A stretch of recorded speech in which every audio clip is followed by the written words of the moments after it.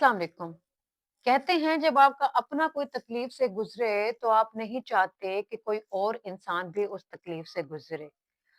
आज मैं आपसे बात करना चाहती हूँ ऑटिज्म के हवाले से। ऑटिज्म आजकल बच्चों में बहुत तेजी से फैल रहा है। इसके बारे में अवेयरनेस होना बहुत ज्यादा जरूरी है। My Neiphiu is also suffering from autism. Autism है क्या?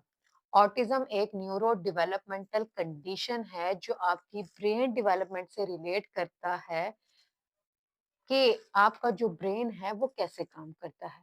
ये इफ़ेक्ट करता है कि आप चीज़ों को कैसे अंडरस्टैंड करते हो, कैसे इन्फॉर्मेशन को प्रोसेस करते हो, कैसे लोगों से इंटरेक्शन करते हो।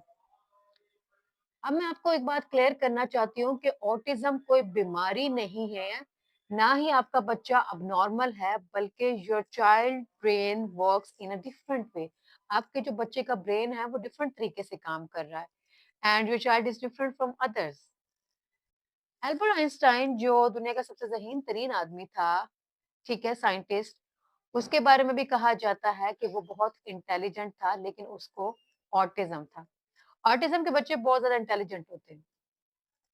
आपके बच्चे को ऑटिज्म होता है, लेकिन उसके जो साइन्स हैं, वो 1 से 2 साल की उम्र में शो होना शुरू हो जाते हैं।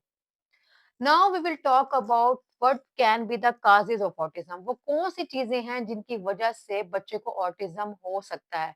सबसे पहले तो मैं एक बात क्लियर कर दूं, there is no perfect theory और रिसर्च जो अभी तक साबित कर सके कि इसकी वजह से हो सकता है ऑटिज्म, लेकिन फिर भी कुछ फैक्टर्स को कहा जा सकता है। सबसे पहले जेनेटिक्स। ये माँ बाप के थ्रू आपके पास आया है, इनहेरिटेड हुआ है।